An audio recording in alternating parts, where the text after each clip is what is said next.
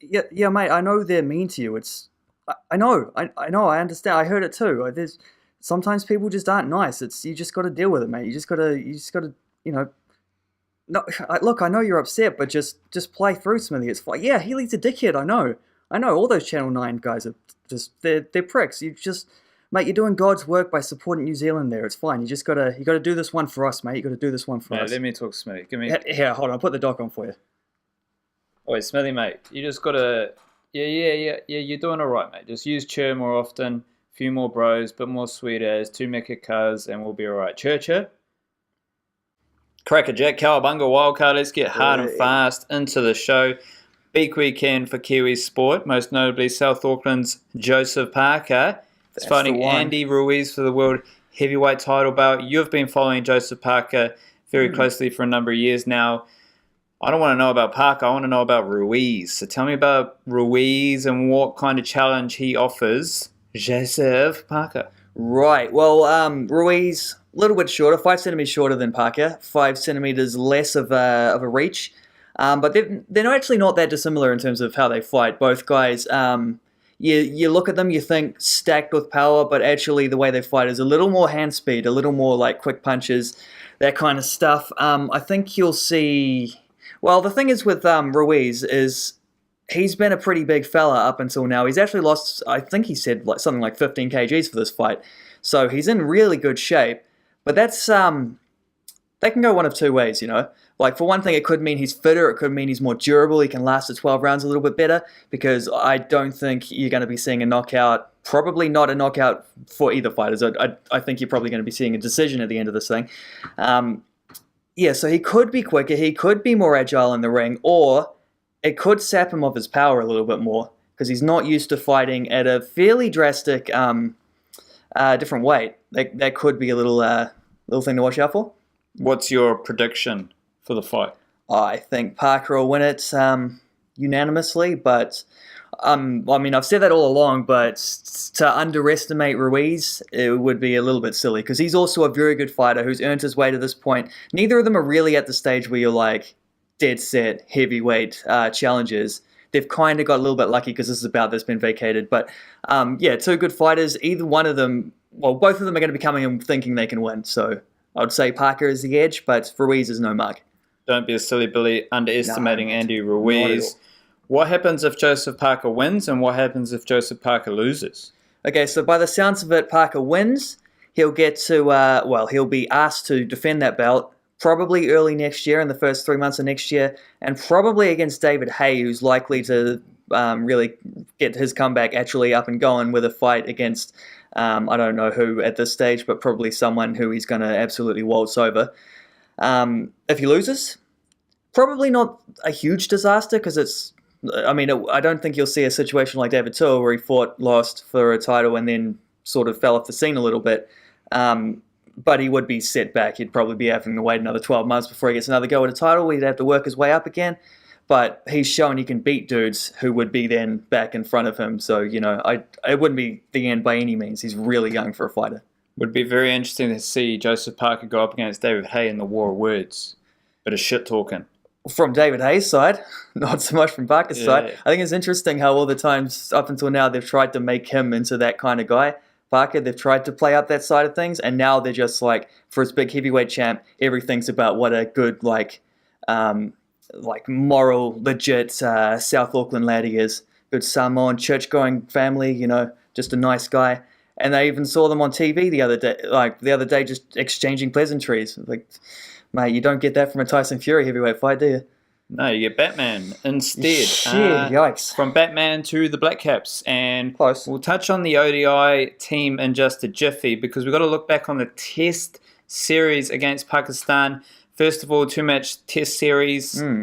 Probably the worst thing ever. And you had an interesting little statistic as well about the Blackcaps not playing 4 test series or 5 test series. Yeah, I think the last time they played a 4 test series was when they beat England in England, so I think that was 1999. Last time they played a 5 test series was, I can't remember, I think it was 1981 against the West Indies, both away series as well, so that just shows you it's 2 and 3 test series all the way for New Zealand, sadly. Death to the 2 test series. It's just so ridiculous. Bad. What'd you make? Any thoughts on just how the test team is shaping up? Not specifically against like Pakistan, because touring subcontinent team, limited preparation, comes straight from the UAE, needs to be dealt in context. But how are you feeling about the Blackcaps test team in a broader sense moving forward? Interesting few test series coming up as well this summer. There are. I've written down 4 key learnings that I took from the series. I'll read them out and then I'll throw it back to yourself. I think Bolt and Southey are back. Quote, asterisk, in New Zealand, quote, when fit. Number 2, Jeet Raval and CDG. Happy to roll with those fellas for the near future at least. Give them another chance. I think they've done enough. They deserve that. Number 3, we need another 5 batsmen. Don't know who it's going to be. There are a few options out there. We'll have to wait and see if they agree with me on that selection front, because some of the selections have been a little bit odd at times. And number 4, Neil Wagner. People have been saying this for 2 years, but I think now he is officially first 11 bowler. Indeed, and you can't help but agree on Neil Wagner. Like he's just the beast. He does his job every single time. You can't ask anything more. And I think we've established a firm pecking order. So it's Tim Southey and Trent Boult, and then you've got Neil Wagner. Not saying Tim Southey or Trent Boult are ahead or Neil Wagner's ahead. They're just the 3 starting seamers. Yeah. And then you got Matt Henry close in behind and Doug Bracewell. The others drifting off into the shadows of the stable as well. For me, it was just the coming together of Captain Kane Williamson's Blackcaps test team. Yeah, I think for the first time you're starting to see his team rather than the team he inherited from McCullum, aren't you? And I would be interested to know what sort of influence Williamson had in a few selections. Like, we're led to believe none. Yeah. But I wouldn't be surprised if Williamson was, chirping away in a few years to build the team that he wants, which includes a medium pace all-rounder who can just bowl 6 dot balls sort of thing. And hit a few boundaries late in the batting order. Well, over to Australia then, the Hadlee-Chappells. Over to the old Hadlee-Chappell ODI series. We're in the midst of the ODI series, so we'll steer clear of specific details. But from the first ODI, I was mightily intrigued. It wasn't a great performance, but it definitely wasn't a bad performance. Promising, right? A few key moments, but it was more how the ODI team is built. Yeah. And Nichey coming in at 4. You got Munro, you got CDG, Mitchell Santner, BJ Watling can float up and down the order. I was just, obviously, Marty Gupper. I was intrigued by just the power hitting. Guppy. Just the power hitting. Like, there's guys in there who can hit a long ball, and then you've got, in amongst that, you've got guys who noodle it around. Kane Williamson, Tom Latham, BJ Watling, and it's just a balance. And I don't think we're going to see this ODI group flourish now or in the next few ODI series. I think we're going to see if this 15 to 20 guys can just stay together, less injuries, obviously narrow that down to roughly a group of 15. But I can see that there's room for drastic improvement. Yeah, I think so. I don't think you'll see too much in Australia. Maybe when we play Australia back in New Zealand in a couple months. The return Hadlee-Chappells, I'd say we need Ross Taylor in there, pretty essentially, as the sort of linchpin between the noodlers and the for lack of a better word, sloggers. I'm really excited for Colin Munro. I think he's going to have a huge summer in the limited form. Not so much Jimmy Neesham, just quietly. I don't mind Jimmy Neesham's batting. Like when he hits that ball, he's all right, yeah, but it cracks. Yeah. Who was it who cracked their bat in the first ODI? Yeah. Was that Munro? I forget. What did you make of Lockie Ferguson got the debut? Everyone, it kind of tells you the story of the stereotypical Kiwi seam bowler that people are so caught up on how fast they bowl. And it's just quite funny because as soon as anyone can bowl over 140, bordering on 150, that's all you worry about. But everyone needs to remember that a lot of other international bowlers do bowl that fast. And if it's not the international bowlers, it's the bowlers in the domestic scene who bowl in the nets that bowl that fast. And so you need to do a lot more. And I think Lockie Ferguson does offer a lot more than just bowling fast. But tough start for him. And it'll be interesting to see how he progresses through the series, which is going on at the moment. Well, I saw a stat that I almost don't believe that said it had been 35 ODIs since the New Zealand bowler last bowled a front foot no ball. And Lockie bowled about 4 or 5 of them. So that's obviously something you want to work on. But they definitely chucked him in at the deep end there, so I don't know that we got to see the very best of him. But look, I enjoyed what I saw. They maybe overbowled him a little bit in the power play, which kind of ruined his figures. But that's the thing, when you don't have Tim Southee, whatever. And how are you just feeling about the Trans-Tasman ODI cricket? Because just the context of it, like it's coming off the back of a 2-test series, death to the 2-test series, in between a couple of test series for Australia. Plenty of noise from people who can't analyse cricket about, why are we playing ODI cricket now? We shouldn't be playing ODI cricket. What's going on? Is anyone going to show up? Is anyone going to enjoy it? Blah, blah, blah. Loved it. Fantastic. I just think it's great. I just love it when we get to be the touring team there as well, and it's just a little backs up against the wall. It's great hours staying up late watching that stuff. Good run chase as well now and then. Like, it's good. That's the ODI cricket. That's my favourite type of ODI cricket. I've reached a bit of an epiphany as well, Wildcard, if I may. Test cricket's the holy grail, and it will forever always be. But I've reached the level where I appreciate T20 cricket, one-day cricket, and long-form cricket with a 4-day, 5-day. I appreciate them all reasonably equally. Yeah, I don't like 2020 internationally still, but I love a bit of ODI cricket. Test cricket's the pinnacle, but it's. I think things are good with cricket. Everything's fantastic. I might come back to this in the lounge-in later on, but I think it's in a good place. Unlike the Phoenix. Ooh. Ernie, mate. Ernie, why? R.I.P. Why'd you have to do it, Ernie? Just sack some players. Anyone out there, Ernie. Just light one up, pour some out for Ernie Merrick. He's fallen on his sword, and we're looking for a new name for our weekly Wellington Phoenix blog. So anyone out there who perhaps wants to, we might change the name to Roman. We might have to. Or Chris. Yeah, let's not do Chris. Yeah, it's a bit weird, Ricky? but maybe Ricky, maybe. Shivers. Let's hope not. Why do you think it came to this point? I think because it's the hardest job in football. Like, I mean, at least the English manager, whoever manages England, like Gareth Southgate's just got that job now. At least he's going to get paid out to the extent he can retire on what his sellout money is going to be when they sack him. And no one expects him to do well at a tournament either. Phoenix, you've got a good team. They expect you to do at least make the playoffs in the A-League, maybe not win it, but you've got to deal with the FFA not letting you have a rest when half your team's missing internationally. You've got to deal with referees and just the general inconsistencies. You've got to deal with injuries because for some reason the Knicks are just stacked with injuries. You've got to deal with player recruitment, trying to get guys over to New Zealand to play. It's a little bit trickier. And then this season, he's got to deal with earthquakes as well. I mean, who's got a tougher job than that? So you got to deal with the FFA and Mother Nature. Two wild opposites, yeah.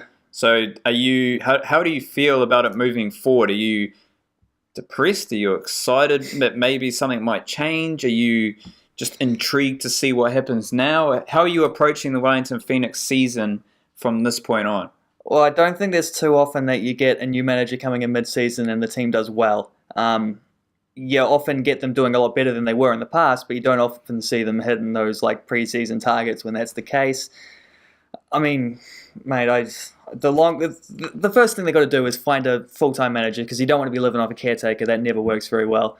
I don't know who it's going to be, but sounds like old Auckland City Ramon Tribulez in with a chance. Probably the only person who's qualified that's based locally, so I don't know. I'm not too... Look, I just think Ernie should... If he could have stuck through it, and we don't know if he was pushed or if he lost the dressing room or anything. I doubt those two things are true, but you don't know. I just think they were a better team with Ernie, regardless of the inconsistent results and all that. I would have rather him stayed around. Well, it always felt like they were just a runaway. Yeah, just a bit of good luck, bit of good fortune, bit of persistence, or something positive happening. They were just a slither away from getting over the hump and turning into a top-tier A-League team. Well, the last thing we want now is for the Phoenix to become a next year team, do we? Interesting little predicament we've got here, Wildcard, is you've got two mediocre sporting teams in the New Zealand Warriors. Which is what I was leading you towards. And the Wellington Phoenix. But when the Wellington Phoenix suffer their mediocrity consistently, the old culture argument doesn't quite appear, does it? No, well, I think that's one thing the Phoenix always have is a good team camaraderie in there. I think the Warriors have it too. It's just that it doesn't. Well, that's the it's thing. not Like, the angle. it doesn't for really whatever matter because reason. the results are the same. So, Yeah, well, promise so much and then you just don't quite get there for whatever reason. we're all just trying to live up to the All Blacks, aren't we? Yeah, that's the problem. A Raslin and a Dazzlin, Doc. I believe I have the honours this week. I'm going to start things off. My Razzle Dazzle. It's a fellow by the name of Chris Wood. You may have heard of him. He occasionally captains the All Whites football team. On the weekend, they had his Leeds club team had a big old nationally televised fixture against Aston Villa. He scored the sealer in injury time to make it's for a 2-0 victory. Probably Leeds' biggest win of the year against Aston Villa. They were in the Premier League last year. They weren't very good there, but they're doing pretty fine in the Championship. So that's a good win for them. His 13th goal of the season in all competitions. He scored in the EFL Cup actually earlier in the week as well. Away at Anfield against Liverpool. As it happened, he was a mile offside, so no one was getting carried away over that. But, it's nice to see the ball in the net either way. This goal on the weekend, he was roughly, someone else had a shot, keeper got a hand on it, rolling towards the goal. Defender was coming in to clear it. He got there first, 6 inches out. Hey, 6 inches, 60 metres, they all count the same. 13 goals for the season. That is as many as he scored in all of last season combined, and he's done it in half the time, Doc. Mate, you've razzled and I'm dazzled. That's the game. Oh, That's the intention. I'm going to go with Mark Chapman, the Auckland Aces batsman. I did see that one. And the Hong Kong international. He top scored in the opening round of the Georgie McDonald's Burger King KFC Tandoori Chicken Super Smash. He hit 76 off 32 balls. Yikes. At a strike rate of 237. He went to absolute boomtown. 4 4s, 7 6s, and guess how young this kid is? Ooh, I actually knew this. He's roughly 20? 22. 22, right. And he's played 2 ODIs for Hong Kong, and he's got an average of 100 and... well, he's got a top score of 124. I think his average is around 150. Yeah, right. So he's working the not-outs to his favour there. But hey, if you've got an ODI ton, you're doing okay. You're doing all right. Get him in the Blackcaps. And a domestic list day 50 over cricket, 21 games, average of 55.12. Look out for Mark Chapman because him and Glenn Phillips, another young batsman for Auckland, 19-year-old wicketkeeper, he hit a 50. Auckland's got the young guns.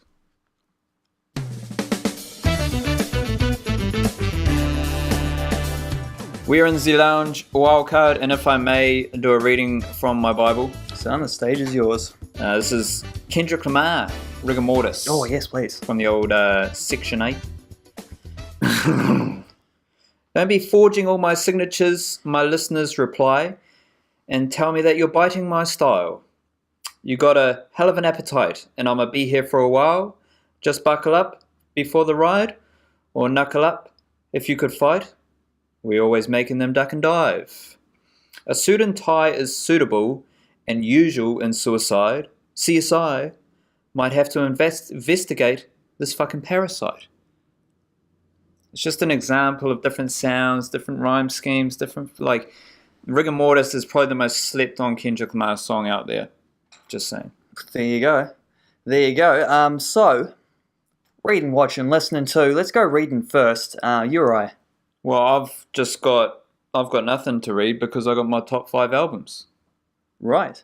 Well, let's say that till last because I've got mine and my listening there as well. I have been reading this bad boy. Shivan Alexie's The Lone Ranger and Tonto Fist Fight in Heaven. I actually haven't been reading it. I lied. I've read it in the past a couple times. It just arrived. I bought a copy and it arrived in the mail. So that's why I brought the shiny son of a gun off for the show. One of my favourite short story collections is Native American writer, which also makes it pretty good timing with the news told Standing Rock, where they might be coming to a happy conclusion there, power to the people. What have you been watching, Doc? Well, thanks for bringing out the book and just putting me to shame. Hey. Noisy Blackpool.